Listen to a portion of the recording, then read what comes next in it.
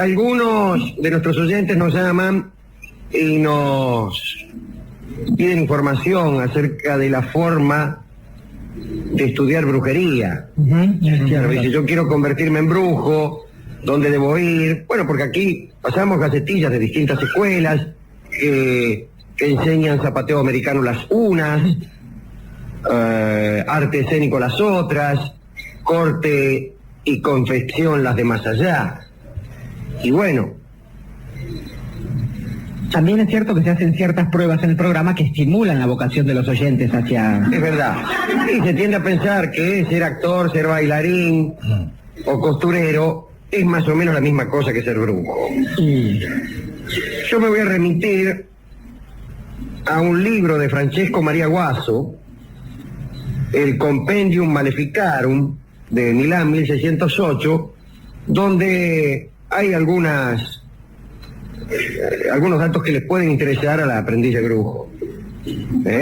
¿Qué? Pero antes de eso,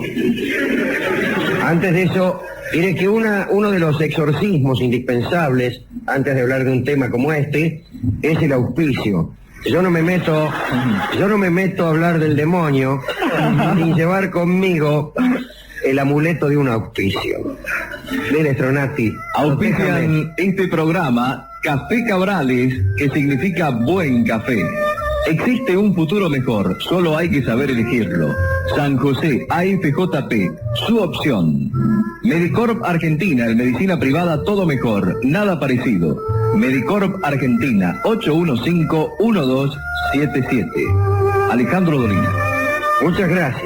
Ya bien provisto de mis riestras de ajo y de mis crucifijos de oro, me meto con esto. El libro de Guaso, como su nombre lo indica. Usted sabe que incluso hay disenso acerca del verdadero nombre de Guaso. Algunos lo escriben Guasio, de manera que su nombre sería Francesco Maria Guacho, que francamente no le hace mucho favor. No, es cierto.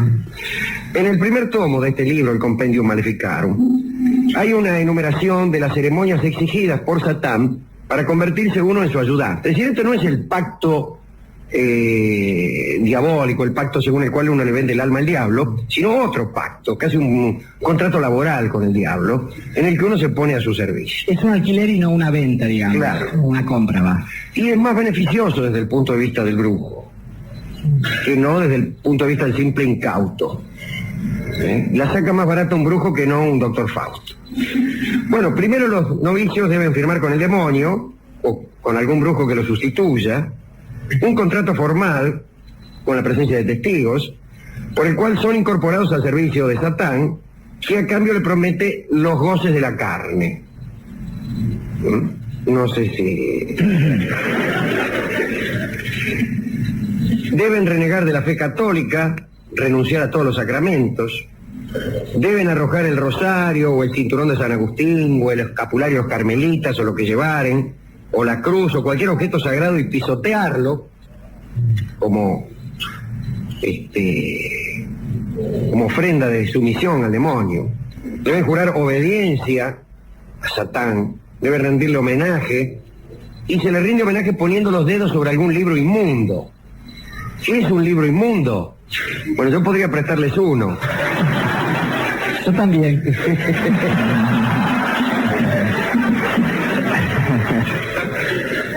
Pero no es un juicio estético ni literario el que se formula al decir un libro inmundo, sino ya veremos qué clase de juicio, ya veremos qué es un libro inmundo. Asimismo, deben comprometerse a no volver nunca a la fe de Cristo, a no hacer buenas obras, lo cual en el caso de algunos es poco comprometerse realmente, y asistir puntualmente a las reuniones nocturnas llamadas vulgarmente Sabbat, que son reuniones que ríase de Zodíaco, ríase de las milongas misias donde vamos nosotros, esas son fiestas.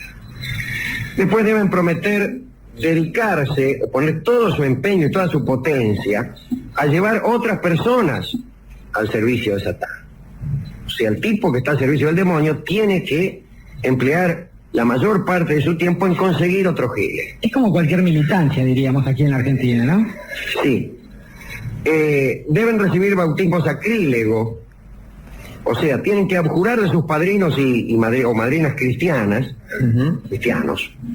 y tomar nuevos padrinos. Estos padrinos en realidad son brujos que, además de apadrinarlo, le enseñan al novicio el arte de la brujería. Pero también tienen que cambiar de nombre. Por ejemplo, usted se llama, digamos, Jorge. Encantado. Discúlpeme, pero no soy muy imaginativo.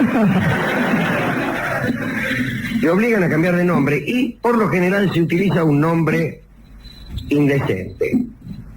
Un suponer. Cachagrilo. Ponele, qué sé yo. No me diga que no es mucho más indecente que Jorge. Bueno. ¿Cómo te llamas Jorge? Es una cosa. Sí. ¿Cómo te llamas Cachagrilo? Es otra. Sí. Deben cortarse también un trozo de sus vestiduras y ofrecerlo al diablo, y el diablo los guarda para ejercer también un poder a través de esas vestiduras. Deben mantenerse de pie dentro de un círculo que el mismo demonio ha trazado sobre el suelo, junto con otros brujos, y formular ahí un juramento terrible para solemnizar este contrato. Deben pedir al demonio que borre sus nombres del libro de Cristo y los inscriba en su propio libro, y este es el libro inmundo sobre el cual se jura. El libro del demonio, donde están anotados los nombres de todos los brujos. Por ejemplo, por orden alfabético incluso. A. Asmodeo. Deben prometer al diablo hacerle sacrificios periódicos. Y atención, porque aquí viene una verdadera burocracia de la iniquidad. Una vez cada 15 días, o por lo menos una vez al mes, habrá de inmolarse algún niño, y semanalmente hay que ejecutar otros crímenes, tales como provocar granizo, tempestades, incendios, enfermedades del ganado, etc. Aquel brujo que pasare una semana sin provocar granizo, pues será despedido de la orden. Lo que extraña es que no llueva granizo todos los días, con tantos brujos como hay. 11ª y última cláusula es la que dice que el demonio le imprimirá al brujo una marca, sobre todo aquellos de cuya perseverancia duda, que son todos. Dicha marca no siempre tiene la misma forma o figura, pero normalmente son liebres, sapos, arañas, etc.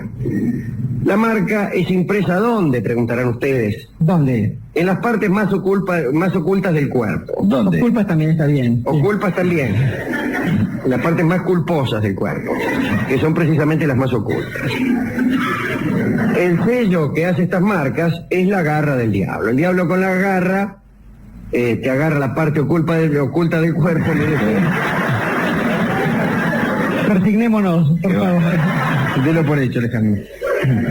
Y te dibuja un sapo. Oh, dice, ¿y ese sapo? Mira vos. Mira vos dónde te lo vinieron a dibujar. No piense mal, fue el diablo, ¿viste?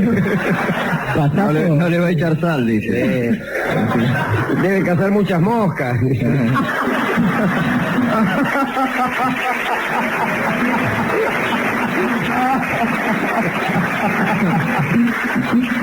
Bueno, cuando todos estos ritos son ejecutados según las instrucciones de los mistagogos, pues entonces los novicios prometen lo ya dicho: no adorar nunca al Santísimo Sacramento, insultar a los santos, pisotear las imágenes sagradas, etcétera, etcétera, y el demonio se compromete a satisfacer sus deseos en este mundo, y atención, a hacerle feliz después de la muerte. Repito, a hacerle feliz después de la muerte. Y esta es una diferencia sustancial con el contrato de pragmática, que es el que se firma vendiéndole el alma al diablo. Bien, luego de esta ceremonia leguleya, si se quiere, cada novicio se retira con un demonio llamado Magistelus, que bueno, si usted es una bruja, toma forma de hombre; si usted es un brujo, toma forma de mujer. Vamos, se trata de un íncubo o de un súcubo. Un íncubo es un demonio que toma forma de hombre para tener comercio carnal, digámoslo de algún modo. con una bruja o con una mujer. Y un súcubo es un demonio que toma forma de mujer para tener comercio carnal con un hombre. De íncubos y súcubos hemos hablado alguna vez, quizá volvamos sobre el punto. También puede ser que a solicitud del novicio, o mejor dicho, de la novicia, el demonio en cuestión tome forma de macho cabrío. Es decir, sobre gustos no hay nada escrito.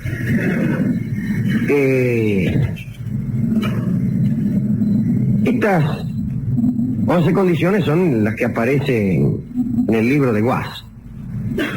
Y los inquisidores de aquel siglo XVI y XVII estaban convencidos de que luchaban contra una fuerza organizada.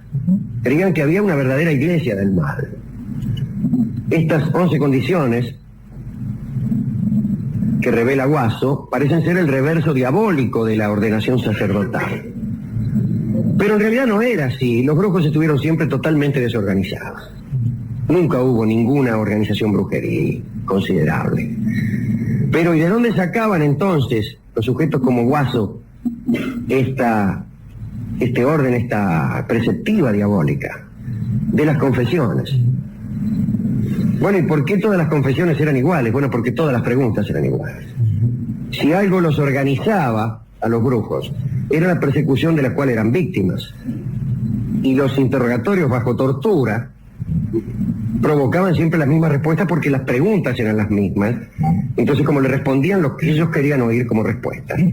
Desde luego que había una coherencia en estas respuestas, y de la coherencia devenían tratados como este que estamos examinando. Así cualquier crimen les parecía a los inquisidores obra de Satán. Y hay un caso bastante impresionante de un señor alemán, Peter Stumpf, año 1589. Este señor mató a 19 muchachos y les comió el cerebro, lo cual no es pequeña cosa. Bajo tortura confesó estar al servicio del demonio, y además, como había sido visto un lobo en las cercanías de su casa o no sé qué, confesó apurado y apretado que él tenía el poder de convertirse en lobo, y que bajo esa forma incluso se había lastrado a más de uno. Casi todo el mundo pensaba esto. Quiero decir que cualquier caso de locura, de necrofagia, o cualquier crimen más o menos común, estaba inspirado por el demonio. Sin ir tan lejos, Alejandro, muchos casos de enfermedad como la epilepsia eran tomados como posesiones de ese estilo. Hay que dar otro dato también, Rolón, que es que la mayoría de las víctimas eran mujeres. De ahí esto, de la histeria, como la enfermedad diabólica, ¿no? Así que usted tendrá una explicación para eso, pero bueno, es obvio. Digo, por cada brujo que iba a la hoguera, iban por lo menos 20 mujeres. Y aparece un tipo al que yo quiero recordar, que es un señor Federico Spiel von Lachenfeld, que es un jesuita del año 1637, es su libro Cautio Criminalis, y tiene una mirada, pero yo diría moderna, acerca de estos asuntos. Estuvo muy metido en la Inquisición y en esas cosas. Y dice en ese libro, miren, yo de tantas personas que acompañé a la hoguera, no conozco ni una sola que fuera culpable de los crímenes que se le imputaban. Y escribe, y leo: la única razón de que no todos los individuos de este mundo sean considerados brujos o brujas es el hecho de que no todos son sometidos a tortura. Incluso el Papa, si hubiera sido examinado por un inquisidor, al final habría reconocido ser brujo, dice nuestro amigo von Lachenfeld.